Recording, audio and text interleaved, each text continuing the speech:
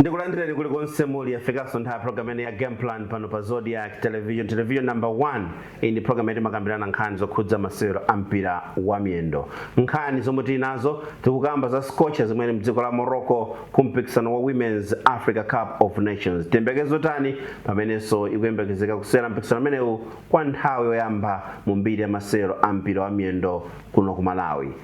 FDH Premiership ena zikuayendera pamene ena zikuonekabe kuti zikuvuta mu mpikisano umenewu wa FDH Premiership. Komanso tikhala tikuona nkhani yokhudza FIFA World Cup 2026 akatswiri adziwika Spain agonjetsa timu iji ya Argentina mu mpikisano umenewu. Kodi ndinali motani FIFA World Cup ya chaka chino ku USA, Mexico komanso Canada. Inade Dickson Chivwati Gondo posachedwa pa ndalanda kuti na programu yetu ya lero ya Game Plan.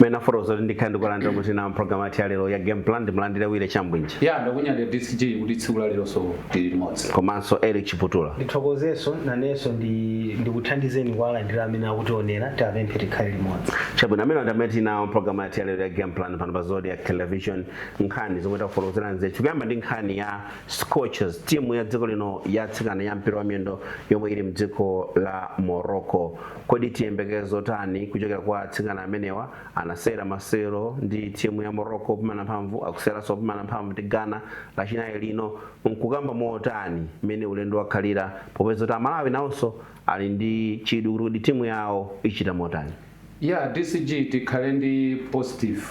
mind chifukwa cha mene timu yathu yapangira for the first time kupanga qualify ku AFCON chinthu chosangalatsa kwambiri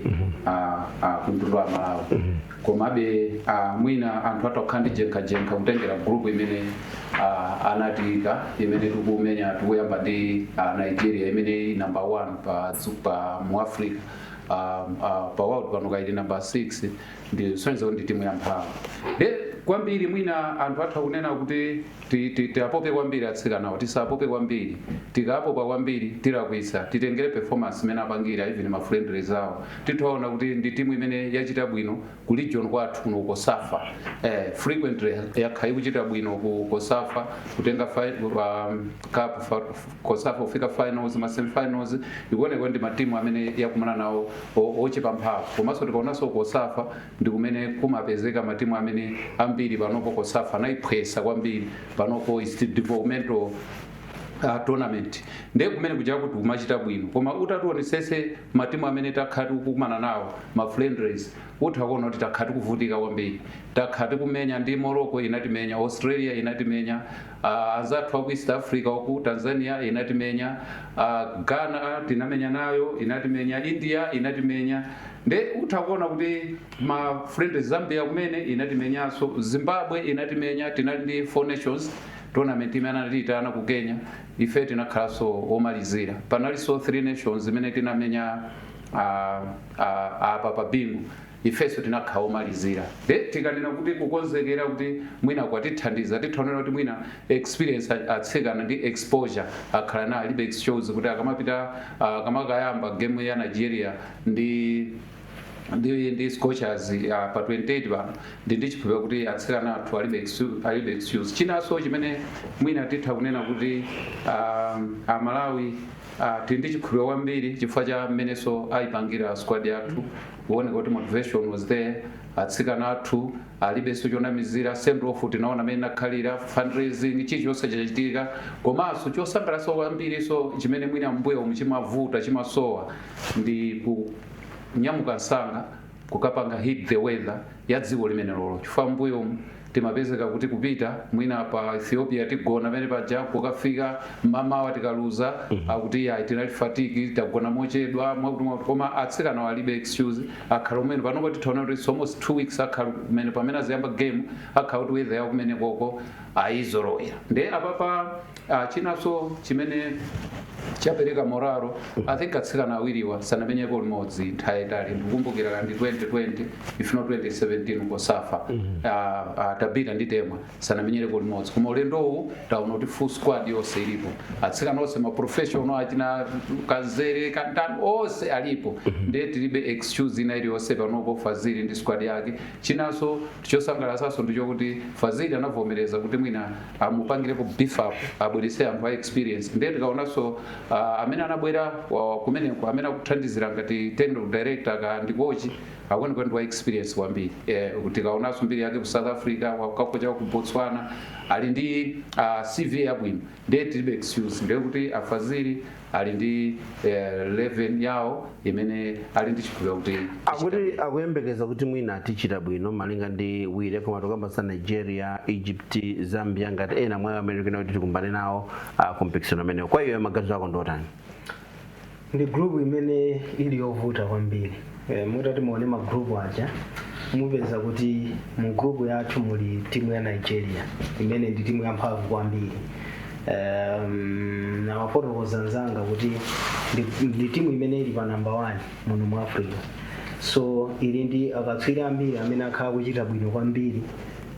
ngakhale maiko ena komanso ma continent ena tilinso ndi Zambia imene so ili ndi akatswiri ambiri amene akumenya mpira wawo ngati ma continent mwina ngati ku Europe ku America ku Asia mbale sawa mapita yes ili ndi ma professionals ambiri otaka kuchita bwino mu maligi osiyana so pali ife amene titakhanga tachita bwino tidzakaititi kuno ku Southern Africa tikupanga improve pang'ono ndi pang'ono ndi kuyamba kupita ku AFCON tilinso ndi Egypt imene tidzakatapitati yakhala ikupangaso improve so ndi group yovuta kwambiri komano ndi ntchito ya aphunzitsi kuti ino ayipange kuti ntchito yathu isakakhale yovuta ndi mmene tipangira approach mwina magemu amene wawo makamaka ntchito yayikulu ili pa Nigeria chifukwa chonena kuti ndakamba kale kuti ndi timu ya akatswiri ili ndi akatswiri ochuluka kwambiri kodi approach yathu ikakhala yotani I think titatena kuti tatenga point kapena ma points pa Nigeria zititsekulira njira ku magemu onse amene tili nawo koma kwakukulu game imene sitikuyenera kuluza ma points ndi game imene tikusewera ndi Egypt chifukwa ife ndi Egypt sikuti tili ma bracket osiyana tokha kuti tili same bracket so ngati taimenya Egypt ndikuyesetsa kuti no titakutolera ma points kapena point pa matimu a Zambia komanso timu ya Nigeria I think zitakutipatsabe advantage yonena kuti titakupanga progress komanso ndikukhulupirira kunena kuti ndinakamba pozokhudzana ndi kupanga approach imene tingapangira approach masewero amene wawo yes tilino ndi maplayer amene anafotokoza Temwa ndi Tabitha amene mwina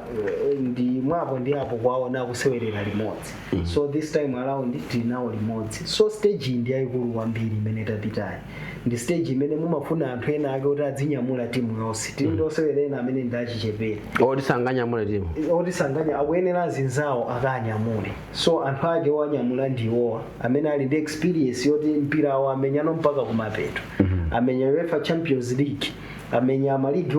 akulu makamaka kumeneko ndi ku Asia ku South America achina Tabitha amene so ndikukhulupirira kuti chikhulupiriro chathu chikhoza kukwera cha timu yonse itakhala kuti anthu awawa athandizira kuinyamula timu timatha kuona mwina ma chances kuphonyedwa mochuluka I think anthu awatangokhala kuti ali clinical enough kutsogolo kuja kuti goletsera zigoli zithandiza kuti timu yonse ija ikhale ngati kuti yanyamuka komanso ndinakamba koza approach kuti kodi magemu atitha kuwapanga approach motani I think magemu ngati a Egypt komanso game ngati ya Zambia chifukwa choti matimu awiriyo ali ahead of us ndi matimu onena kuti iso titha kukapanga approach mosonyeza kuti tikumenya ndi matimu akuluakulu chifukwa sumangomasuka ngati ulowo chipinda kwako ukamamenya ndi matimu ngati awawo. Even mukamaona magemu a UEFA Champions League aja mudzapeza kuti magemu ena telezo kuti Arsenal nthawi inake mamenya ndi Bayern imapanga ataki kwambiri, koma inapeza kuti game imene ya approach yawo itaona kuti Arsenal nthawi ino ili mu form kwambiri nayonso imakhala kayi kumbuyo. So zimangotengera kuti nayo maloka basi. Yes, ikhala kumbuyo idzibwera ndi makaunta. I think ina itulutsa pa aggregate Arsenal some 2 seasons ago, komano ndi makamba ponkhani yokhudzana ndi approach yanu ya game. Chifukwa maona kuti awa ndi weak opponent, tikampange approach mumapanga approach mosiyana ndi amene akuoneka kuti ndi strong opponent. Mukhala kumbuyo kucha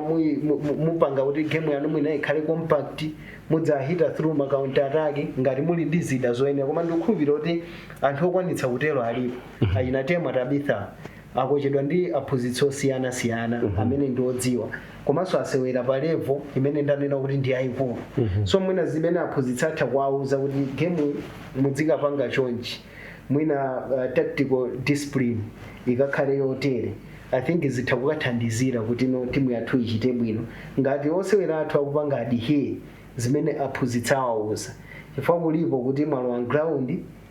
ukuona nzakoyo kuti chikatumba ndi chino basi wekha kuyamba kunjenjemera. So mumakhala kuti mwina mwaluziratu masewero musanayambe, koma noti kuyenera kuti tikule. Chifukwa level imene timamenya kukosafa ndi level imene tikumenya apapa ndiyosiyana kwambiri, pali mtunda wakulu. Koma ndikukhulupirira kuti takhala kuti aphunzitsi apanga masamu athu bwino kunena kuti pakuti makamaka ngati Egypt pavute pasavute tiwina, Zambia tipange approach chonchi kuti zikativutitsitsa tipange draw, chimodzimodzi Nigeria. I think zitha kutithandiza kuti tipite chitsogolo. Chabwino tingomva kuchokera kwa mphunzitsi wa timu imene ya Scorchers amene wa ndi Love Mofaziri kufotokoza apo zokhudza mmene zinthu zilili ku Morocco kumeneku kumpikisano wa Women's Africa Cup of Nations. Masewero amene tumenya mawa ndi Ghana ndi masewero ena asofunika kwambiri. Sitikwatenganso ngati osewera kapena machizolowezi ndi game inanso imene ingachititse kuti basamangolomera tipita kwamenya nawo mawa.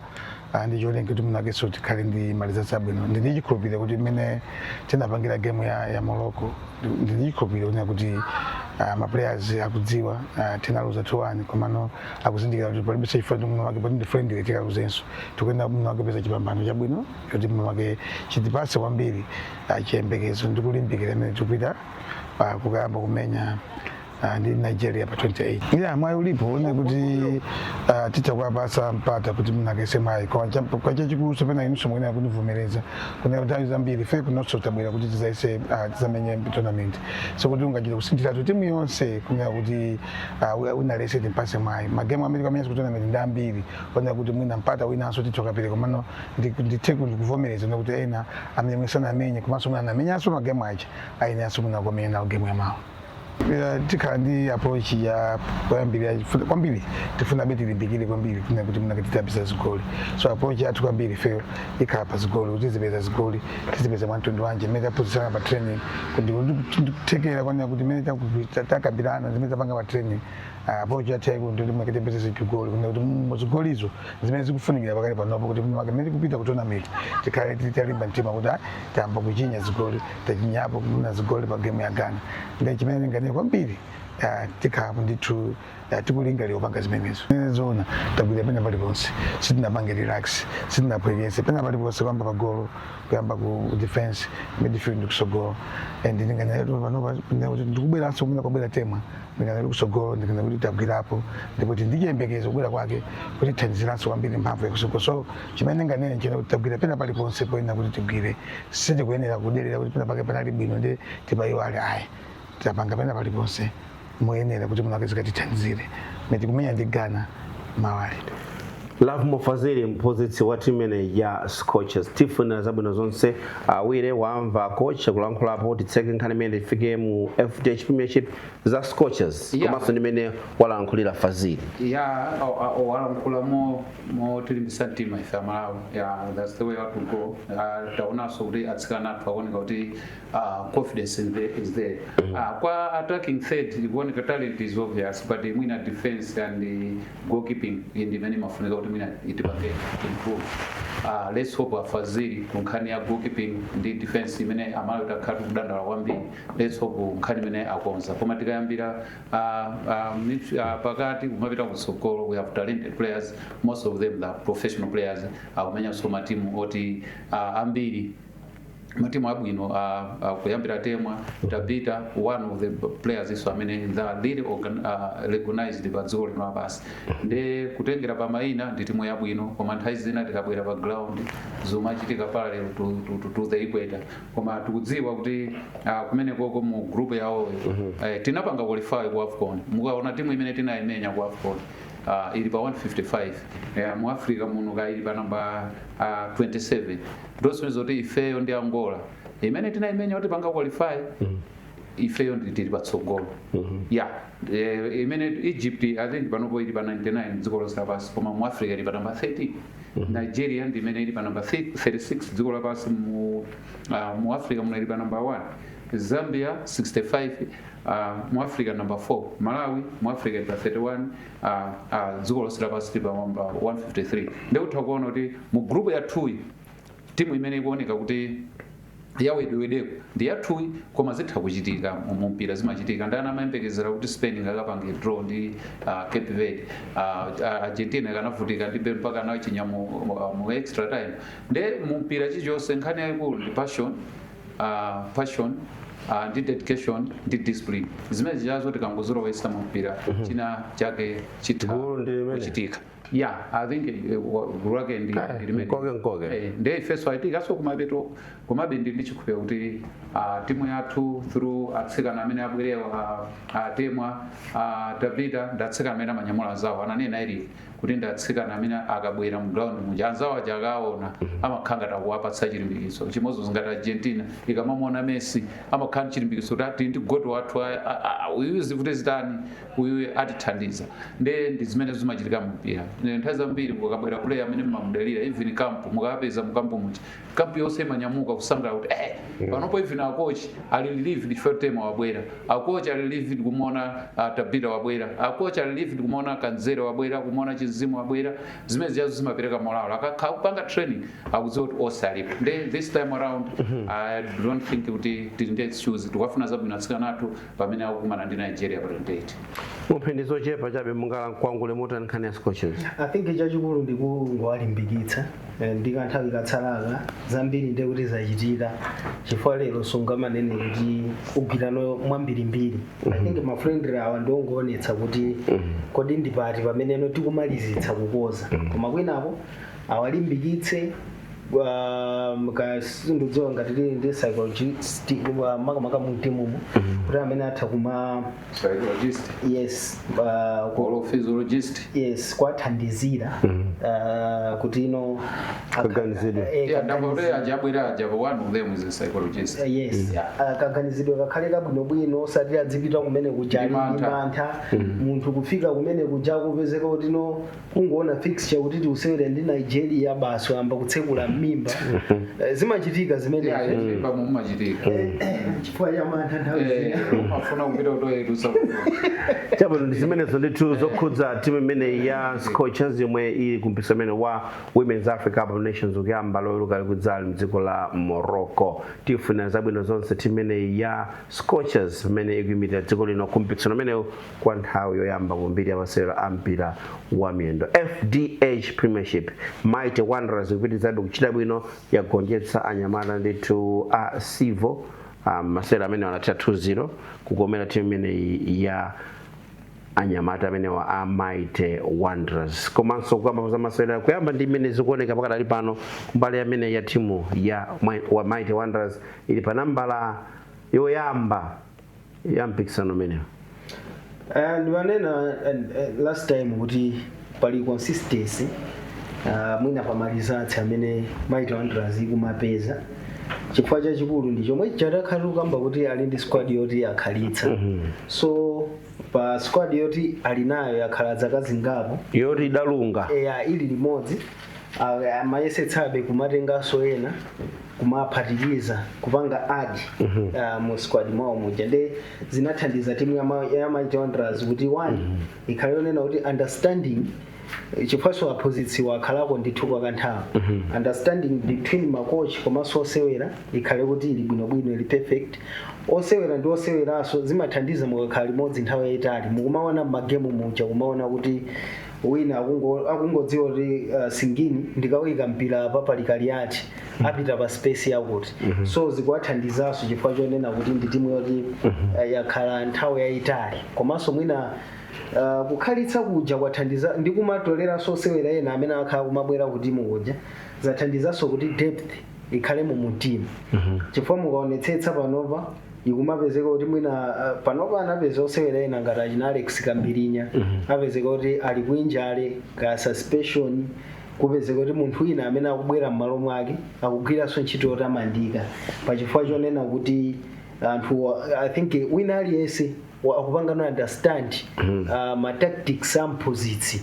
kunena kuti oloyo atakhala kuti palibepo wina abwera agwira ntchito so mutati muione timu ya Wanderers squad yawo ndi amphamvu kwambiri even imene imapita kukamenya ndi Sivo zimachita kuoneka kuti timu ya Sivo iyi ndi ikupepuka yes player against player pa position imodzi zimaoneka kuti Wanderers ikuoneka more superior than timu ya Sivo so sizinali zodabwitsa kuti Mighty Wanderers inapeza chipambano chimene jaji mu second half. I think Sivo inali ndi energy yonse mu first half inapanga create ma chances komano mwinaso ali ndi osewera ena amene nzeru zawo zikanali zachichepere ndi osewera amene sanamenye kwambiri mu ligi pamu amamenya magemu ngati awa matimu ngati Mighty Wanderers mafungo mikisi yes mukakha kuti simugwiritsa ntchito mipata ndi matimu onena kuti akuluakulu aja amathiwa pezolo chasi imodzi yomweyo mu game muja ndikungochinya game ndikuthera choncho so anapanga squander ma chances ambiri amene akanatha kuapezetsa zigoli. Mighty Wanderers inabwera second half chifukwa chonena kuti ndikukamba kuti depth ilipo mu squad mwawo so ali ndi options ambiri ationera kuti titutsa chivwati tilowetsa awiri awa akagwiranso ntchito yabwino kapena kuposera kapena kuononga kapena soposera tsiku limene munadzukira so zimene ziwapatsa advantage than Sivo kapena matimu ena onena kuti mwina katimu kawo kakungokhala first 11 ndi yabwino wina wake akati wavulala ndi kuti timu yonse kuoneka ngati kuti yadwala ndi Wanderers ikuonetsa kuti season ino ili ndi mphamvu kwambiri mwina kungochokera last season zifukwa zake mwina ndi zimene zizo pamasera amene Olamek Miti wa timu ya Mighty Wanderers anamusankha ngati man of the match koma kodi aphunzitsi ambali zonse anati bwanji Mano Zoya komanso Bob Mpinga njira first half inali flatted zona tinamba bwino first mwina 3-4-5 minutes koma kenako tinazasanziraso zimene amachita nzathu mangomenya mpira kutsogolo tinasiya kumenya mpira wathu so zinakangati zinativuta kwambiri chifukwa choti sinakhazikike ndikumenya kwambiri inakhanga kuti game taisiya pa 50-50 so zinali zovuta kuti tipeze zigoli koyambirirapo komanso ndikuzindikira kuti magames ena kawiri atatu kumbuyo kusitinachite bwino khala tikuchinyisa zigoli first half so ndikuziwabe kuti mwina timantha patali anyamatawa so mwina mafuna kukhala careful kuti sapange concede komano pa half time titakambirana and tinauza mmene timaona kuti tikuperewera tinakonza and second half zinaoneka kuti nayamba bwino kwambiri and even play yathu inaonekano ngakhale ground inali yovuta komabe titokoze kuti tapeza zigoli ziwiri tapambana tapeza 3 points zokwanira oti akhoza kumenyanso chimodzimodzi ngati amenewo so nthawi zambiri tikayika maplayers kuti akamenye mpira timakhala ndi chikhulupiriro kuti agwira ntchito yotamandika imene timafuna so palibe maganizo amenewo maplayers asewera bwinobwino amene timayendipikizira kuti asikuzosewera. At the half time I talked to the guys kuti first half from machezi ochuluka training abange fejo nena kuti second half machezi ati tiabange convert skills goal komano menda ambira mujonena kuti mpira nthawi zina zake mukhale nomwe nga game plan yanu basically kuti second half mwina make moza lankholo wabalalika basi makhawedi azonaja abanga wiro chances. I can't blame the guys, they played very well first half, maybe second half they agile komano tika dressing room training tikagambirana kuti tikakonse vene bakufuta mkwena kuti muupange avoid kumangokhala timu ya chigawo chimodzi chokha zona izo ndi zona and tiwena kuti khali team yodi zimenyana 90 minutes osati 45 minutes yo kama menda ndina muja singa preliminary yese the blame is to the coach and the technical panel kuti tikakonza mene kujanyonga kuti anyamadawa ngati kuti fitness kuchepa tikathandizeso kuti akabwerere kwa selection ibakhala 90 minutes mpaka 90 minutes at the end ukatawata kumasanena kuti zingomenya 45 minutes or 60 minutes ngati ma players choti tikauziyo kuti akachita kugwa pakhomo timu ya Civil Service United timu imene ankasewera wire chambwinja nthawi imene mwagwa ya Civil sina azokunawo ikuoneka kuti ndi timu kuti pena pake ngati ipereka chilimbikitso penayi komanso pena pake ndi zibwana ochokera ya ku Civil kuku ndi timu yanga ndayimenyera almost 17 years nakha captain 10 years 10 years captain ndiye kuti senior was bwana ndingolangiza kuti akuluakulu ku Civil kuti zibwana za Mchomboleti timu iyi yasasulidwa force anatenga ma players ga 8 panopo maipanga build kumene panopo inayamba bwino kenako panopo peza kuti kocha ali kumoloko akumusira Zoya assistant Zoya wangobweranso kumene wachokera ku reserve akumusira timu ija kuti atenge Civil ndikuona ngati kuti akuluakulu akuiona ngati timu ndi timu yaying'ono Civil ndi timu tikamati the best four kumalawi kuno at DCG Civil was there kunali Wanderers Bullets Silver ndi Civil best form malawi koma zikuchitika zitaganiza ndo anopasono bule Civil akumaitenga ngati timu imene ndi gulu la achina Chitipa achina Kalonga even achina Kalonga kama ndi Civil amona ngati size yawo which is not good ndikuona ngati kwachitika amamulo ala bwanji Magawa kupita timu iyo mwa participation kupita inde tudziwa kuti dola makwacha ndofunika komanso nthawi zina munthu uzipanga sacrifice sanga kakalandira ka forex ka forex koma bepena pake chikondi kwa timu sacrifice kuti timu ina zinachitika ku Silver ndi yani achinapita mgangira nawo aletsa kuti musapite mponda nawo anavomera ife kuti amene wawa ndi employer amene amalemba ntchito ndi matimu amene waukuku kuli ngati gang amangopita kukagwirapo mkumene kujana mulemba ntchito ndi Fazili ndi amene amalandira through farm kana Minister of Sports amampasa salary awawa mangolandira malawansi ngati agani nde akusiya kumene amagwira ntchito kumene amamulipira every month nkupita kugana ndoti pamene mutu wako kugwira timu yako ili mwakwa situation ndoti DCG mutu wako kugwira nde izizi akuluakulu a Civil ndikulankhula panopo through chair antererango zimene ndikulankhula panopo ndikulankhula ineyo ngati munthu mmodzi amene timu ina imenyera zaka zambiri zimandikhudza kwambiri timu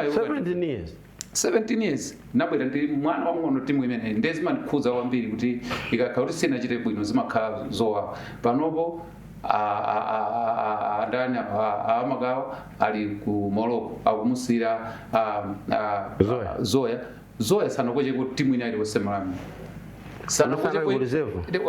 kulizevu koma timu yaikulu that's his first amene kukocha Super League is not a joke and league ibwera mamphuno ikubwera mamwaona zimene zachitika ya Wanderers ndi Civil first half wachitachitika ndija team ine was playing good anthu mati apa nomba Wanderers ipachika second half experience matters Bobo akasingosintha hapa ndi apa experience ya Bobo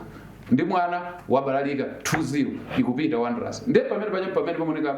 game management ya makochi kuti kodi mene yavutira game makochi abwera ndi 0 zotani pa half time ndi pamene mawanzo first half mwina timu ija mavutika second half mapeza kuti timu ija zasinda ndezi kuchitika ku Civil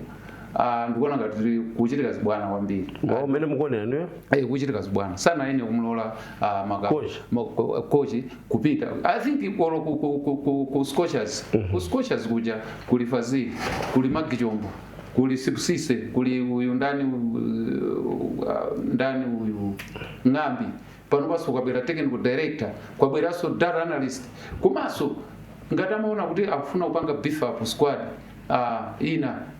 chifukwa chani samutenga ije uyu ndani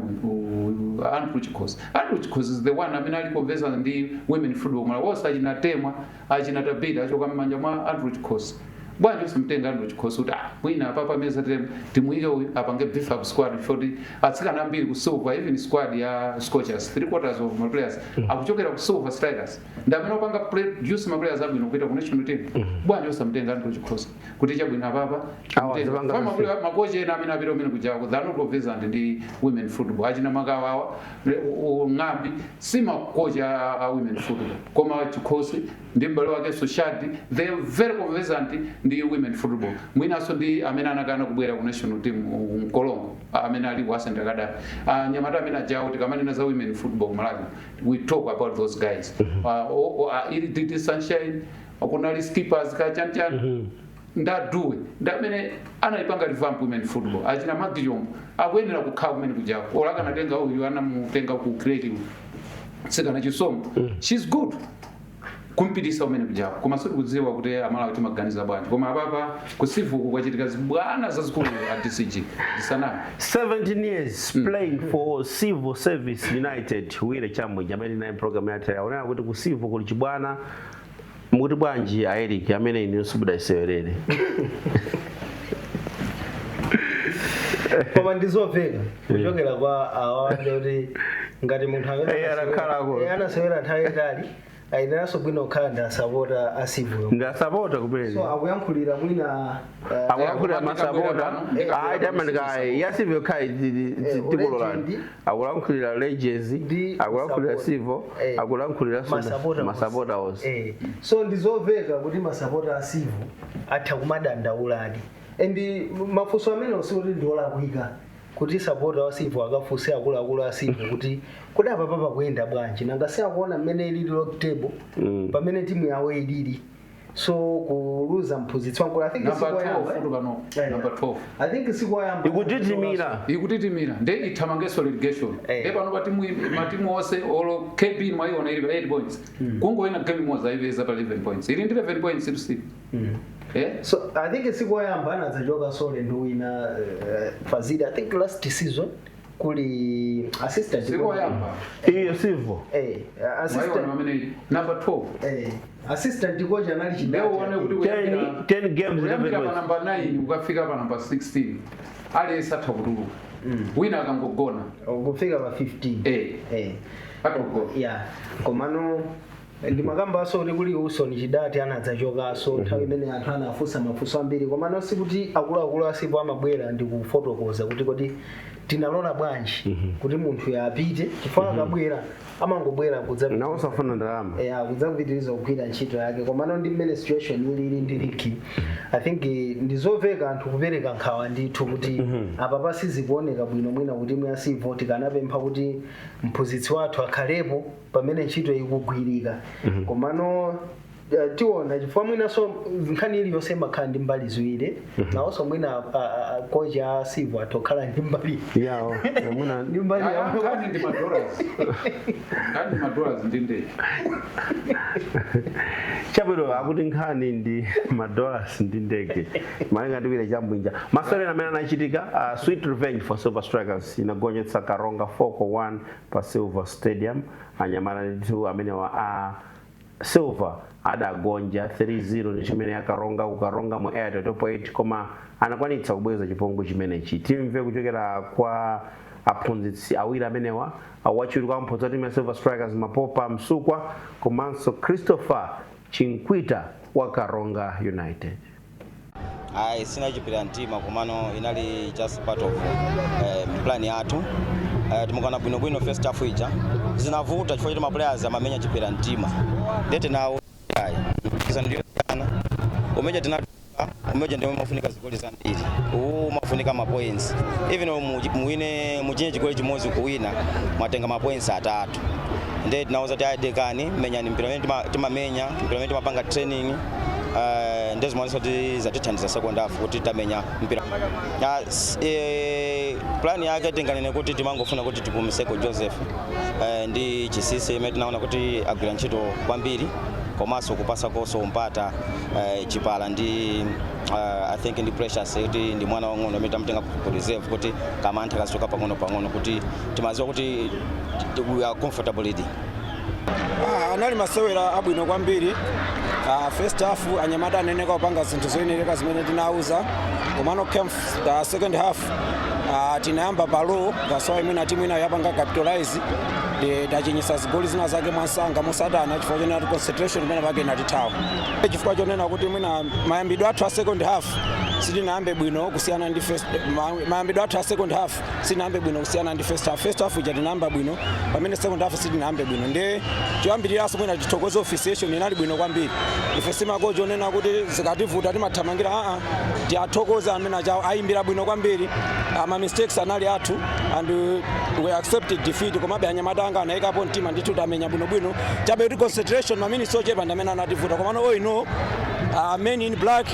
ayimbira bwino kwambiri atati azitero mpira wathu upita pasogolo komanso ife makochi tizivomera pena pake zikakhala kuti zavuta zochitika zimakhala zambirimbiri masapota obwera kuti panga intimidate koma ine as a coach I cannot dwell much on that izoti zisiye masapota samenya mpira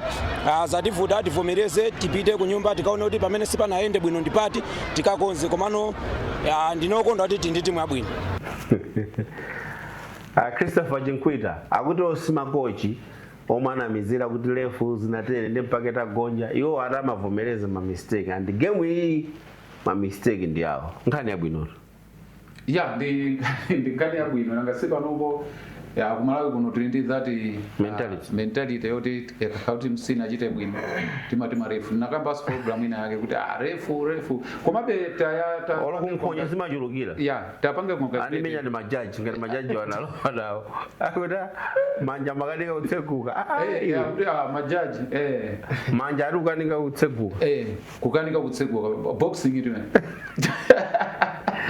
Anyway, kama yankhula bwino achinkwita that's the way to sportsmanship, that's showing sportsmanship chifukwa tinaona nditu Silver Strikers zitapita kumpoto ku Kalonga ina kamenyedwa 3-0 ya tinaona nditu kuti akocha Peter Nkangira anadandaula session ya kumeneko kuti sinali yabwino mpaka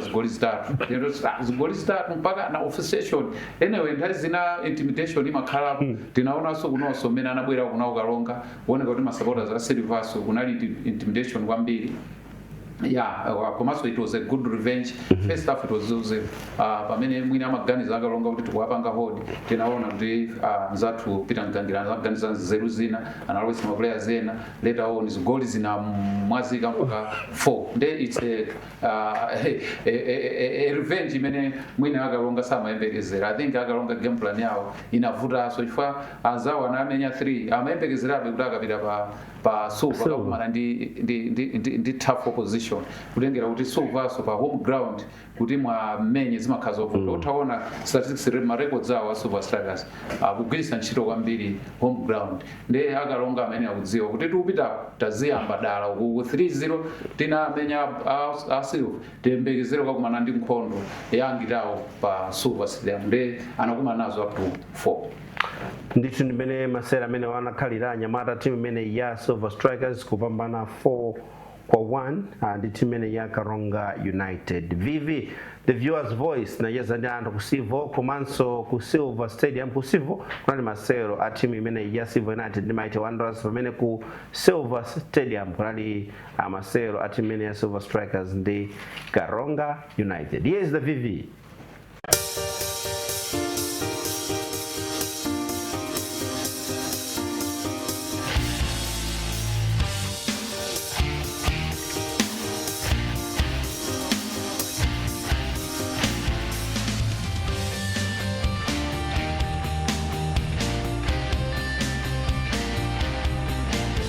Ndine Mike Chimombo mwana ndimasapota Nyasa Big Boys. Tikamba za game ya Silver ndi Wanderers inali game yosiyana ndithu zigawo. First half Silver ndio inapanga dominate, second half Wanderers inazabula game. Yeah, so zigoli zomwe yapeza Wanderers kwa ile zinali zigoli zogopereka because nizoti no zinachokera muma right zigoli anthu magezi a civil bwezi atachita avoid mapota first part of the game nizabwino ya ndaona mali zasangapo ya Masters ndi Moyale komanso ya Craig ndi Silva ovalo imene league ili chaka chinochi ikuoneka kuti matimu ambiri akozeka kwambiri panopa silingalire kuti Bullets ikumana ndi ije ndi Masters ukathamuka lumwa kutayi tikumaza kuti game imeneyo ikakhala very tricky so league ya chaka chinochi is very unpredictable that's why tikumona kuti wiki panamba ndi pakhala Blue Eagles wiki na Silver wina ichocho kunena Musa tengera gawo zina langa ni Rajab Kamwendo nachoka kusalima kuzonera masewera amene wampira pakati pa Civil United komanso Mighty Wonders masewera anali abwino kwambiri anali abwino ndipo anali kusangalatsa komabe tinayembekezerabe kuti Mighty Wonders ndi imene ingathe kuchita bwino pa magemu amene wawo ya nde ndachunga mjake zigoli zonse zinali zabwino panebe zokokera china chilichonse chinaenda ndithu mwadongosolo mapeya anakonzeka komabe ine ndimasapota Big Bullets right koma ndinkhani lero ndinakwera komabe ndakwerabe yoluza komabe ndasangala ndi mmene masewera anyamata asewera leo zinanga ndine Haiti Nsalanga masewera lero first half ma player ambiri akalonga mapondedwa koma referee samatenga action that's why ma supporters akalonga nakhala okhumudwa nakhala okwiya pakana ujeni ma player janachoka mfomu mu ground mujamu kufa kuti masewera ampira ngati malifali akumala kupanga zimenezi masewera ampira sangapite pasogolo kufa kuti ma player omwe amene mamenya cha national team that's why zimapanga affect mpira watu kuti upite pasogolo fuka zimenezi fuka kuti matimu kwa away akapita kwa away amavutika kuti awine peza kuti matimu apita kwa away akusera bwino komano peza kuti malifali officiation yayo imakhala poor that's why matimu ambiri Malawi that's why Malawi kuvutika ikapita kunja national team tukupanga compare ndi top 8 ma player anasera bwino komano apapa tafutikaso ma player awiri akalonga Casto Kayuni ndi Alex Benson ali pa injury that's why Kalonga mwina ya gonja ifo ati ma striker ina Madalia yo anali pa injury Casto Kayuni Jazz 10 mena matimira Kalonga anali pa injury zinanga ne Matthews nangubwera ngati anthu amene makonda support mpira kuti tisangonera kuti mpira kuyenda bwanji ukumachita kuona kuti season ino mpira ndewe yaka fa even ukaiona mmene ili lero table mmene akusiyana na matimu mmene awinira Silver Strikers apa ndoli dakali pa number 2 kutengera ndi zigoli Wonders yanya zigoli 20 yajisa zigoli 6 ngandisa kulakwitsa Silver Strikers ndi kuti game ijaisa nayamba ina ndi zigoli 17 ndoti kapaliza ndi zigoli 4 yanya zigoli 21 ngandisa kulakwitsa 30 koma yachinyitsaso nayo ndi kuti yakufana 21 points wa Wonders ndi Silver Strikers should be 21 if not 20 points look table ikuoneka very tight and panopa sitinga mayankhulo na kuti timu imene ingawine league ndili for it's too early tikuona so matimu inoona kuti akuoneka ngati akuderedwa komabe akumayipatsa moto because okamba za mitundu babalist kumagaya mpira kwambiri we have matimu ngati Masters International so amazabweza moto ekha ndi omwe yagwira pa Coast Bullets lero so it's going to be a very tough season. Zina langa ndine Joseph Makuluni ya ngandani ujani masapota kamuzo Barracks ndi timu imene ni masapota mbira kale ndi kubwera pa chiwiri mandifusa kuti game yanu mawina mayilandira motani potengera perform yanu ndi Brigos ine ndasangalala chwa Brigos ndi timu imene kwa ine imandiswesa ntendera ndi timu imene imasosa matimu akulu ntendere kumapo iyi Mr Brigos ndiyo zapeza home advantage kwa ife kuti nali kuti tasuntha tayandika ndi matimu ena amene ali kutali mwachisanzo usunga ndimene zachitika so kudetsa ndava kuti yafa ndi Chitipa zimene zili ubwino pamene ife ndi Deza jati mayandikana tawina inde tawina komano kudandaula chipazo mwana apanga akalonga kwa kucha zinati wawa kwambiri timafunika tachinye tena ana amene achawa anatipanga chibongo kwa Vivi the viewers voice kusivo komanso ku Silver Stadium titokoza kwambiri tumopoki mangani akambaso kokonza government la Vivi the viewers voice meti mamva kuchokera kwa ina mene makonda program ene kudi maganizano ndotani pankhanzo siyana zokhudza masewero ampira wa miyendo masewero siyana mene anachitika mu mpikisano wa FDH Bank Premiership kukamba za Anyamata Blue Eagles anagonjetsa makamaka Anyamata Akamuzu Barracks anagonjetsa Blue Eagles 2-1 komanso kunali masewero ena pakati pa Dedza ndi Chitipa inafa timu ya Dedza 2-1 pamene Ekha ndi Bullets analepherana 0-0 mu mpikisano umene wa makamaka FDH Premiership komanso kunali masewero ena kumpoto kumeneku Mwayari Barracks 2 Anyamata Masters FC 2 ndipo Craig 0 Mitundu 1 pamene Mafco ndi Red Lions masewero anakomena Mafco kupambana ndi zigoli ziwiri kwa do. Masewero amenenso akhale ndithu akuchitika Sabata ikubwerayi tukamba zokhudza Sabata inoyo Anyamata timu ya Dedza kumana ndi Bullets kudedza, Blue Eagles kumana ndi Red Lions kumene ndi kunankhaka pamene Anyamata Civil asewera ndi Mwayari Barracks pamene Luwana idzasewera ndi Silver Mighty Wanderers kumana ndi Anyamata Masters FC, a big one in Blantyre pabwalo limene la mpira komanso Karonga idzakumana ndi Craig pamene tukamba zokhudza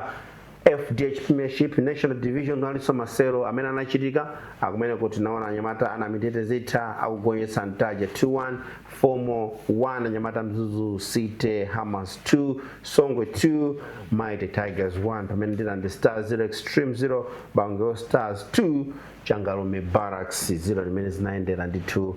mu National Division imene amathandiza ndi NBS. FIFA World Cup 2026 katswiri wadziwika Anyamata Spain ndi amene ndithu atenga katundu ameneyo kugonjetsa Argentina 1-0. Anali masewero osangalatsa kwambiri tikanganaso ndimene timu ya Spain inasowerera chimodzimodzinso timu ya Argentina, but all in all there has to be one winner, and one winner ndi amenewa Spain. Congratulations. Yakhala World Cup yotani kwenikweni? Yeah, yakhala World Cup yabwino kwambiri. I think chifukwa cha nthawi tikanaka mbapo zambiri President Tuswan analikonko hayi alesoko tikamapita kumene World Cup tikamaonera tiziphunzirapo ziwiri zitatu taphunzirapo chani World Cup. Chimene ndaona ine World Cup, discipline of players, discipline of supporters, komanso ndaonanso kuti maiko ambiri akukhupira kwambiri ana achichepere. Utha kuona kuti maiko ambiri average ya maplayers awo it was 19, 20, 23, 24 mwina ndiwochepa amene amafika ma 34, 30 chakuti amangoonjezerapo maplayers ena awiri atatu kuti athandizane ndi anawo. That's why unaona kuti Spain yakuisa kwambiri anachichepere. Utha kuona kuti pace olo ndi Argentina imasiyanabe, olo game ya France imasiyanabe chifukwa kuti Argentina Spain imayuza ana ang'ono. Ndiye mwina tikhalenso chitsanzo chakunoko kuti ana awa ma under 20 wa ajebwe awa ana awa tiyeni tapange kombaleni matimu chifukwa panopo zimene zikumachitika tikumatenga player amene ali ndi 30 chakuti yezi akukayamba kumene national team akamafika 35 ndiye kuti watha mphamvu zatha 40 ndoti watha. Koma tikamayamba ma players aja tikuwatenga ali ndi 18 years. Lamine panopo is the one of the instrumental ku Spain. Tiana kona achina ndani tachina tiana timono timene tikuthandizana kunoso tipeze Lamine akaso nditazingono taonga tikake chifukwa tikayambika ku grassroots ana aja makhala kuti ma basic sampira kwadziwa koma mukatenga player alikale 30 chakuti ndezi tivutika tizingolira 30 years nothing, 40 years nothing chifukwa chokuti tikutayirira traditional yoyambira ku grassroots. Ndi zimene mwina titha kutengerapo iya akumeneko anaona mene zonka chinaso aonaso mene anzathu akusamalira ma-ground anzathu inde sitingafikepo komabe at least ma-ground iso amapanga contribute to the performance of the team. Kwa ma-ground akunoko muzaona kuti ndi madwale eni madwale ndi makathamanga pa ground nakuonesa zithunzi pa Bingu Stadium face yokhayo ndoti stadium nikati koma utenti tipite kunja ukapeza zimabina anataya kale zinthu zofoira zicho kumati iya kuti national kusale ujama oncha mauvuni ocha uvuni kuchi panonso kuli chibowo cheni makuza kuli chibowo amalowera anang'amba ichena anthu amalowera umene kuja zinthu zoti tikudaba kuti club license amaona ziti zimene zonso amaona muzapita DCG inani makondo akathamanga akapanga exercise mwe muthakuva chisoni kuti stadium imene limene zambira wiki yamawa kani kuza FIFA World Cup nthawi. Yeah, I think kungonjezerako zina zimene tinaziona kuti taphunzirako kodi kapo kuja zikuonetsa kuti ulendo unozaonetsa kuti gap pakati pa matimu ocheperako mphamvu ndi amphamvu kwambiri amene timadziwa kale yokhala ngati yachepa. Muona kuti competition ikukhalapo timu ina yake kuti ikuoneka yaying'ono against ndi ina yadzina kale, koma ntchito imene ikhale pa ground mapezeka kuti matimu ena ake amene timatenga ngati ang'onoang'ono akumatsogola mwina kwa 70 minutes ena aja kungobwera kumapeto kudzagoletsa. Kusonyeza kuti mwina talent yabweramo ku matimu ang'onoang'ono ena imene yapangitsa kuti kagapu kaja kakhale ngati kuti kachepa between matimu amene wawo amene timatenga kuti ndi akuluakulu komanso matimu amene ndi ang'onoang'ono. Komanso mutati muone ulendo uno anaonjezera matimu amene amamenya 48 yes. Kuonjezera kujaso pena pake kunadzapangitsano kuti padzakhaleno mwina kuma group stages kuja kubwereso matimu ena amenenso timphamvu tawo timaoneka kuti nditochepa nde kusangalatsano kwa mpira uja kumakhala ngati kuti kachikoka kaja kachokako pang'ono anthu ena kumaoneka ngati kuti mwina kachidi kuti tili mu ndime yakuti tionere mpirawo kamakhala ngati kuti kakucheperapo. Koma no ndi zinanso zimene mwina taona ndizonena kuti no matimu amene amamenya ngati team as a team amachita bwino kwambiri than amene amadalira individual brilliance. Zaoneka kwambiri ku competition kuja even timu ya Spain imene yatengayo mutaiona kuti tactical discipline they were good, komanso technical quality ya osewera awo zimaoneka kuti zinathandiza kwambiri ngati timu ya Spain. So akambapo kuti majority anali osewera kuti ndi achichepere. Mutati muone mmene mamenyera timu ya Spain inali panali consistency olo mutati muone malizatsi awo onse aja amene awapeza. So si anthu amene oti atenga chifukwa choti akwera ndi timu imene they deserve. Yes, they deserve kuti atenge World Cup iyi. So ndi zina zimene timazionaso ku competition imene ya FIFA World Cup ya 2026. Yeah, chinaso tisanamaliza decision kuonjezera chinaso naiwala taonaso passion ya ma players amene akumenyera dziko lawo. Munaona amene mwina Argentina amene apangira italuza, munaona goli amene walilira Messi, tinaonanso amene anadandaula china Mbappe. Koma zimene zichazo mwina ma players athu atengereko phunziro kuti pali ma players ena akamamenyera dziko lawo amakhandi passion, amakhandi dedication. Kuluza dziko lawo amaziwa kuti nene mamenyera dziko langa ndikudandaula kuti dziko langa laluza just because I was in. Nde mwina zimene zonso ma players akuno kutengepo sama kuti ndikumenyera Malawi ukathibulidwa uli pena pake wayamba kucheza chachani chakumwanja ukala ndimakumbukira mbuyo mwaweza kungong'ambidwa basi kuchokera stadium muja kamupita ku hotel ka Lions kumoti wosalankhulana kufika ku hotel kujalise mulumu wosalankhulana kusiyana kuti munthu zakukhudza kuti timu sina chita kuti kwa panopo zikoni kuti zalowa uyoho kwambiri zibwana kwambiri. Tiyaterosorathiriza program ene ya game plan koma tinena kuti the latest FIFA ranking ikuoneka kuti Spain number 1, number 2 Argentina, pa number 3 France, number 4 England, number 5 Brazil ndimene zikuonekera, ndipo pa number 6 pali timu imene ya Morocco. Izitu ndi malinga ndi bungwe la FIFA. Tikumananso sabata mawa lachitatu mu program ngati yomwe ya game plan pano pa Zodiac. Mthokoze kwambiri Linus Madison komanso kukamba za David Chapita ndi Timo Poki Mangana amene athandizira sakuti production ya lero aiteke ya game plan pano pa Zodiac television number 1 sife koma ndamisa Malawi. Thank you so much. Wire Chambwinja komanso Eric Chiputula pokana feso program imene ya game plan. Ina Dixon Chivwati Gondwe. Goodbye from Adbridge House, Sector 5, Lilongwe.